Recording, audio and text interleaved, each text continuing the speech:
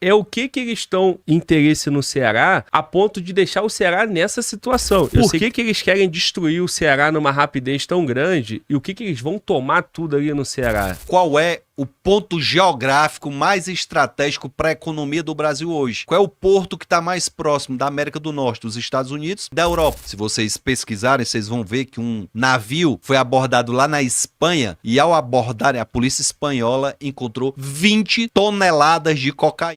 Qual foi o último ponto do Brasil que esse navio passou? Então você me apresentou a realidade do estado do Ceará, você me apresentou os atores, né?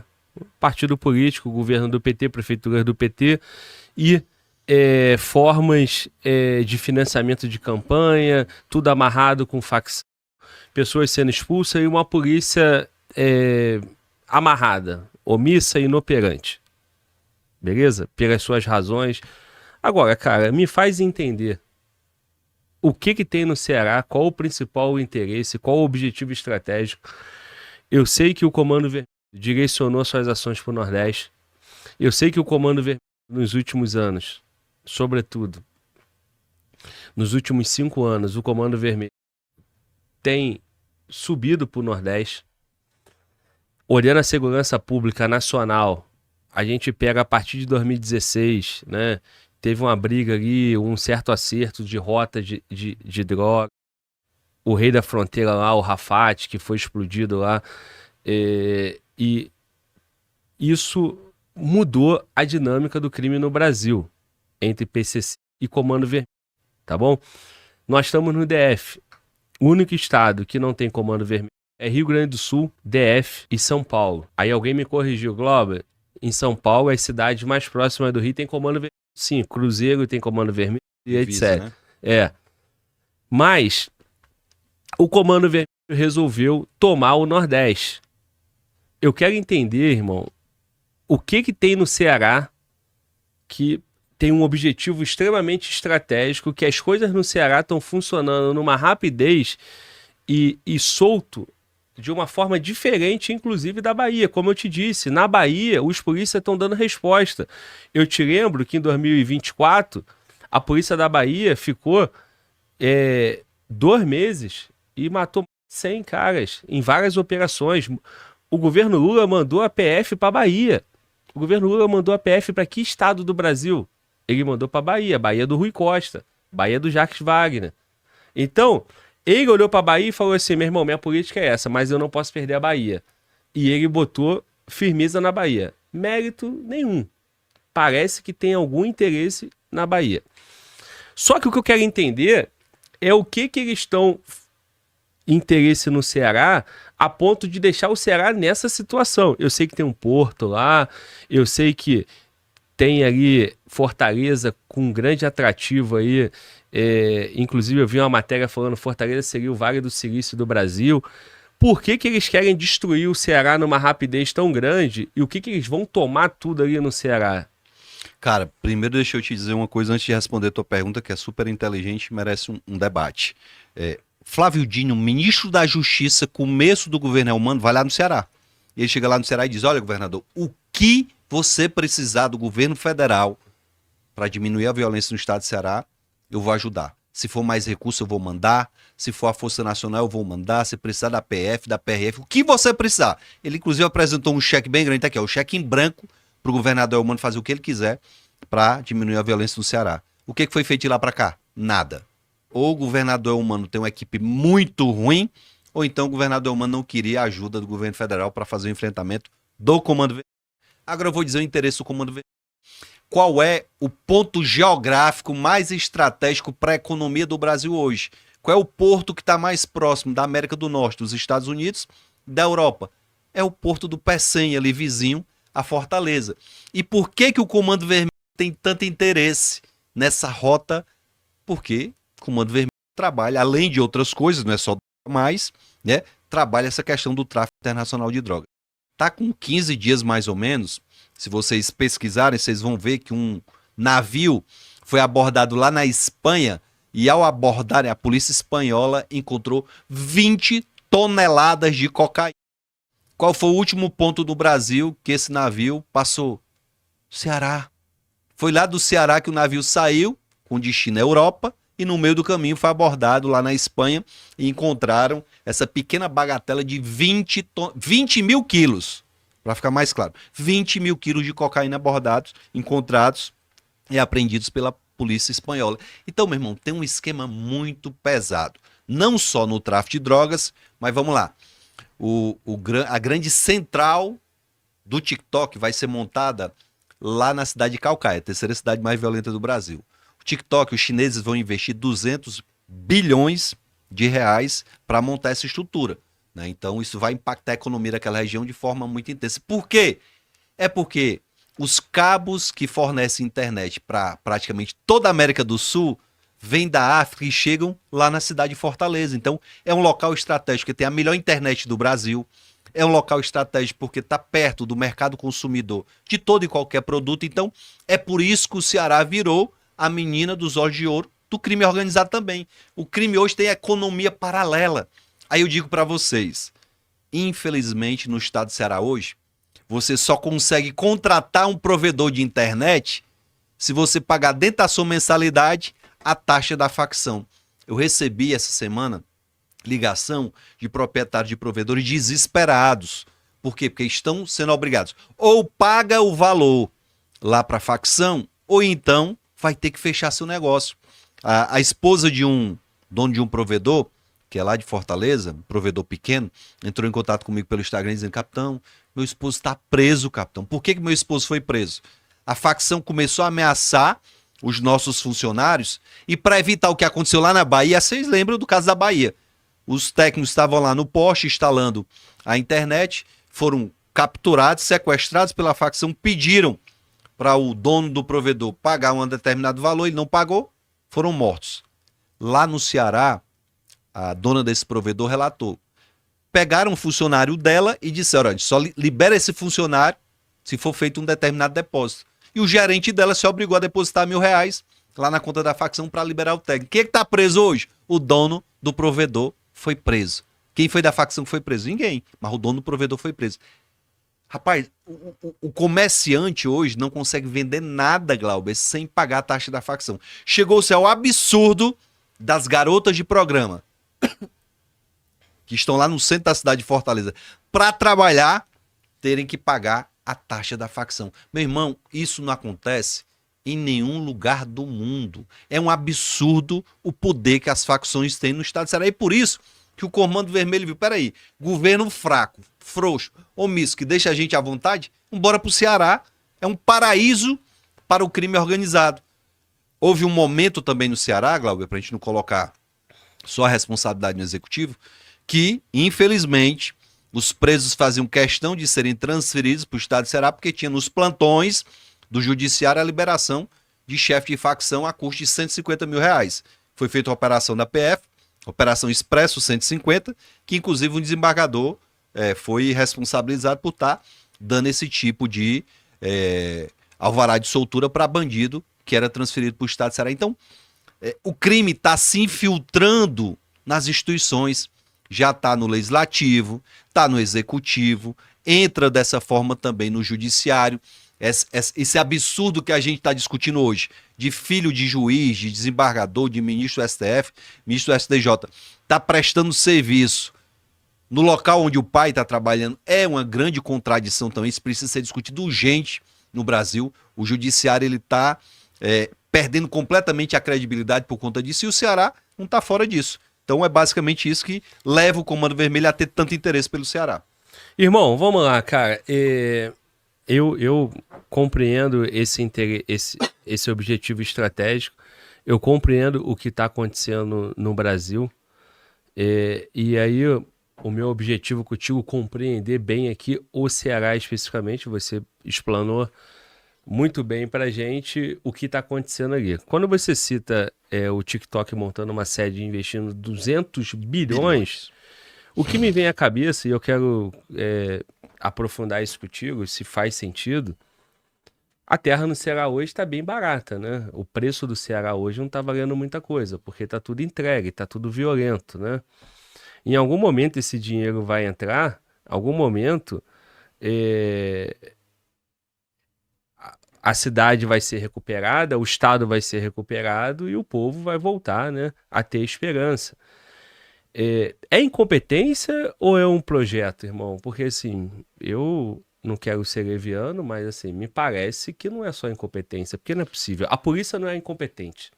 O estado do Ceará é um estado importante para o Brasil, tem povo, tem sua importância, tem economia. Fortaleza é a quarta maior capital do país.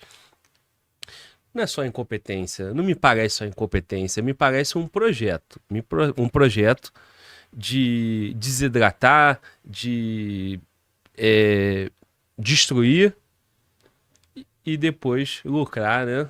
Nesse ganho, porque tá tudo de graça, tá tudo largado, tá tudo barato, né?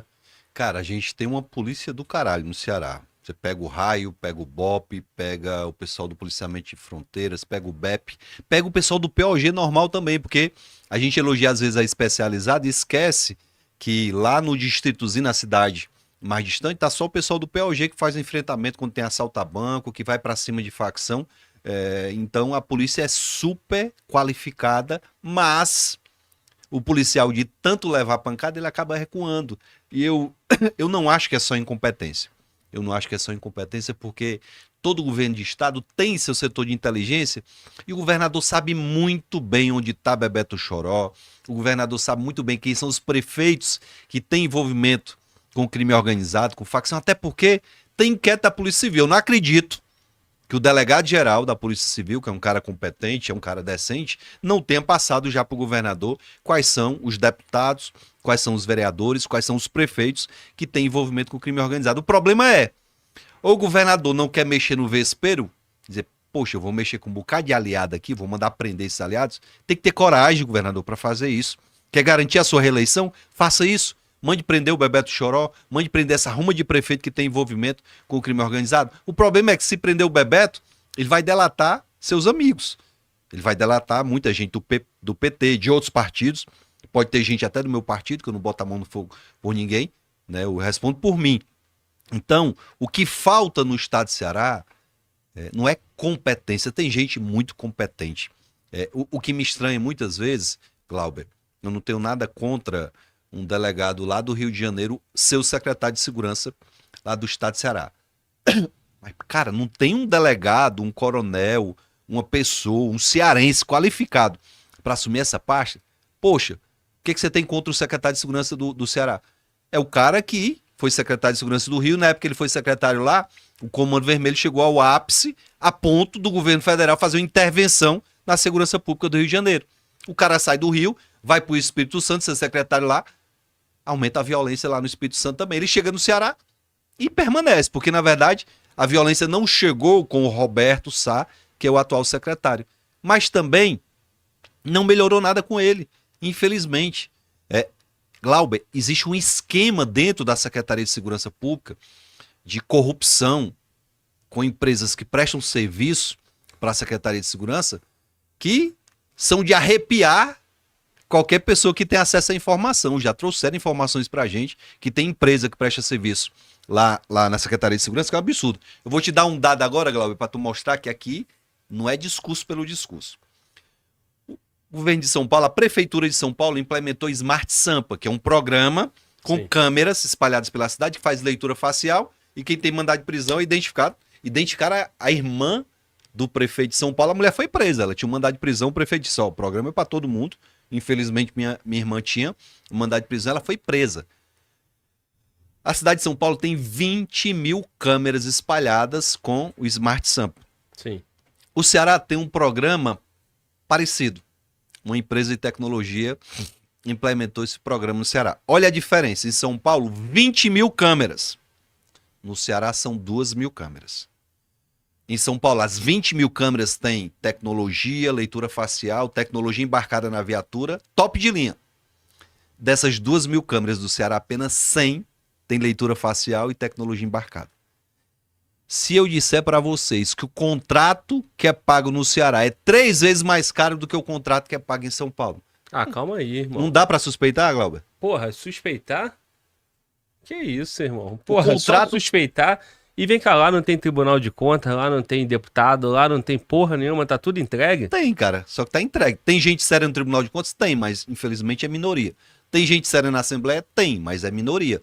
E onde a maioria manda, poxa, a imprensa, tem muita gente séria na imprensa, mas a imprensa hoje não consegue denunciar nada do governo do estado, porque tem um cara lá que foi colocado pelo Camilo, que é o governador de fato, é quem manda, o Elmano não manda em nada, quem manda é ele. Esse cara coage o blog, o jornalista ou qualquer veículo de comunicação que denunciar qualquer coisa contra o Estado, ele corta a verba de publicidade na mesma hora. O irmão do Ciro, chamou ele de Rasputin. Rasputin é o bobo da corte, é o cara que não tem inteligência, que não sabe de nada, mas que tem força, bajulador, conseguiu ter esse poder de estar mandando no Estado, coagindo todo e qualquer integrante da oposição. Esse cara tá todo dia na rede social fazendo firula. Onde é que você já se viu um chefe da Casa Civil fazendo isso? Pois o Estado será isso. É a corrupção nas instituições. É o dinheiro das facções misturado com o dinheiro da política. E é por conta disso que a gente chegou ao ponto que a gente chegou. Você falou da Bahia, Glauber? Eu tenho que fazer um registro. A Bahia era a primeira colocada. Era o estado mais violento do Brasil. Nos dados que saíram essa semana, a Bahia caiu para quinto. Houve alguma coisa na Bahia lá que foi feito, deixaram a polícia para cima. O Rodrigo, inclusive, o Rodrigo Pimentel teve comentando isso. O Capitão Derrite teve com a gente lá no Ceará também, fez esse comentário. Lá em São Paulo tem um Muralha Paulista, um programa do governo do estado, que o Derrite fala, chega, brilha o olho do Derrite quando ele fala do programa. Cara, São Paulo, hoje, tem 5 homicídios para cada 100 mil habitantes. O Ceará tem 32 homicídios.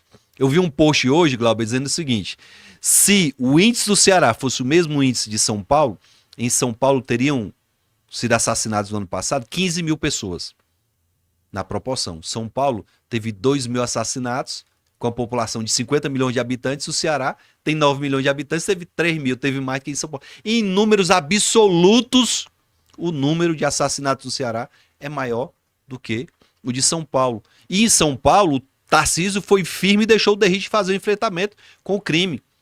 Teve lá embate com facção, teve embate com a própria imprensa que questionou algumas ações policiais, mas o governador foi firme e deixou o Derrite fazer o que tinha que ser feito. Derrite, capitão da Polícia Militar de São Paulo, que foi da Rota, que foi do Corpo de Bombeiros, que conhece as entranhas da segurança pública e por isso que deu tão certo a gestão do Derrite. Mas o Ceará não. O Ceará pegaram um cara de fora, que não conhece a nossa cultura, que não conhece a nossa geografia. O secretário de Segurança do Ceará nunca foi o Iraponga, o distrito fantasma que a gente tem no Ceará. Pô, não tem como dar certo. Irmão, tu falou de homicídio. Aí eu pesquisei aqui agora.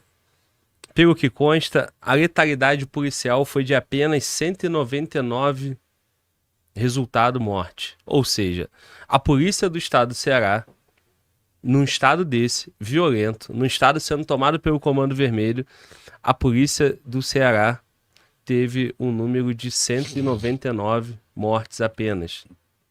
A Bahia lidera esse número com mais de 1.500 mortes. É isso que não estou entendendo até agora. Por que que o governo do PT está liberado a polícia trabalhar, a polícia matar, em confronto, claro, né? A polícia não é assassina, a polícia está trabalhando. Por que que quiseram reduzir a violência na Bahia e agora o objetivo estratégico é entregar o Ceará? Você que está em casa assistindo a gente do Ceará, toda a repercussão valida exatamente o que está acontecendo. Porque quando o nosso vídeo, nosso canal com repercussão nacional fala do Ceará, é como se aquele povo que tá lá falasse assim: obrigado, pelo amor de Deus, alguém. Porque aqui não tem verba do governo do Ceará, tampouco do governo federal. Nem da Bahia. E nem na Bahia, não, de ninguém. Mas eu digo o seguinte, né? Porque lá, pelo que eu tô entendendo que você tá me falando, não tem ninguém falando. E não tem ninguém batendo no problema, na real. Então, assim, me parece uma disparidade absurda. Não faz sentido um estado tão violento ter uma polícia produzindo tão pouco resultado morte. E você que tá aí e vai depois interpretar isso errado, o Glauber quer que mate. Não, é natural. É natural. Aonde há violência, há uma polícia para conter a violência. E eles vão reagir e vai haver morte.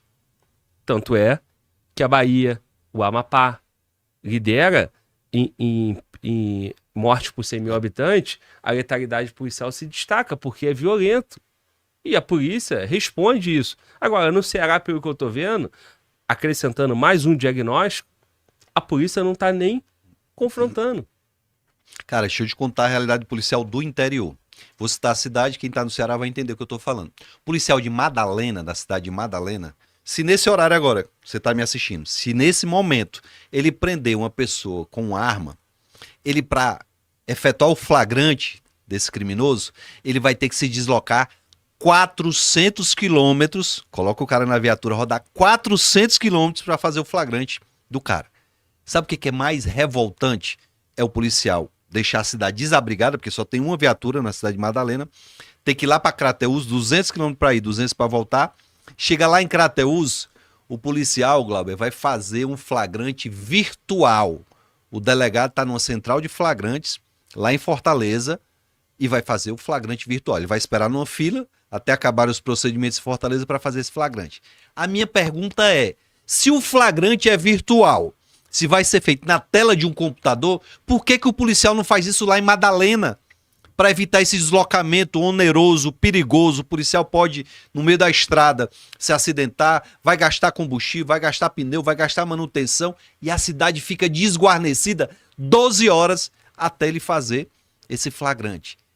Essa culpa é do governo do estado, do Ministério Público e da Justiça. Eu disse para um desembargador um dia desse. Excelência, não dá para aceitar esse tipo de coisa. Ah, porque tem uma circunscrição da custódia. Meu amigo, se fosse um flagrante presencial, até dava para entender. Mas o flagrante é virtual. Liga um computador lá em Madalena e faz isso lá. Isso é a grande realidade de todo o interior do estado. E é isso que desestimula. Eu vou falar para vocês como policial de rua, porque eu trabalhei no interior. Eu trabalhei em Jaguaribe. Já teve situação, eu tenente, que eu prendi um criminoso, estava lá com a arma branca, que eu disse, eu não vou sair daqui da cidade, me deslocar até Russas, 100 quilômetros, para fazer um flagrante e deixar a cidade desguarnecida. Eu resolvi no local. Eu fiz isso, certo? Ah, prevaricou? Era isso, ou a gente correu o risco de deixar a cidade desguarnecida e ocorrer um assalto a banco, um assassinato ou coisa parecida. A realidade do policial que trabalha no interior é algo que vocês não têm noção. Eu, quando lá em Jaguaribe trabalhando, prendi um assaltante de banco. E o delegado ficou preocupado, capitão, vão resgatar ele aqui, eu era tenente na época, Wagner, vão resgatar o cara da delegacia, bora levar esse cara logo pro destino dele, que é no Piauí. Pedi outra viatura de apoio e levei de madrugada para deixar o cara no Piauí. No meio do caminho a gente parou para jantar. O cara olhou no meu olho, como eu tô olhando aqui para vocês, e disse, tenente, bora dar um jeito aqui, vamos se ajeitar, rapaz. E eu vibrando, saindo da academia, que dá o jeito o quê? Me respeita que eu não sou corrupto. Conversou, disse, tenente, o senhor tem uma filha, né? O senhor tem uma filha de 2 anos, o nome dela é Rayane, né? Eu disse, meu irmão, o que tu tá querendo dizer? Esse cara quis dizer que ia fazer alguma coisa contra a minha família. Imagine o policial sabendo, eu lá em Jaguaribe, minha família em Fortaleza, 300 km de distância, imaginar que esse cara poderia fazer alguma coisa com a minha família. Se eu não tivesse estabilidade, se eu não tivesse emocionalmente concentrado, eu tinha feito uma besteira ali. Mas fiz, entreguei, deixei lá na delegacia e graças a Deus, no dia que ele foi solto, acho que os comparsas dele empenduraram ele numa árvore e crivaram ele de bala. Então, é essa vida do policial que está trabalhando no estado do Ceará. No interior não tem estrutura. Na capital, o policial é coagido e a CGD não deixa o policial trabalhar. E ainda tem essa questão toda que a gente comentou aqui, do envolvimento do crime organizado com as instituições do nosso estado. O crime organizado está infiltrado em tudo. Esse escândalo do Master é mais ou menos o que acontece lá no Ceará, né? O cara do Master deu dinheiro pro Lewandowski, deu dinheiro pro Alexandre de Moraes, deu dinheiro pro Dias Toffoli, deu dinheiro pro Guido Mantega, ex-ministro do Lula, se encontrou com o Lula, se encontrou com todo mundo. O cara tinha o sistema todo nas mãos.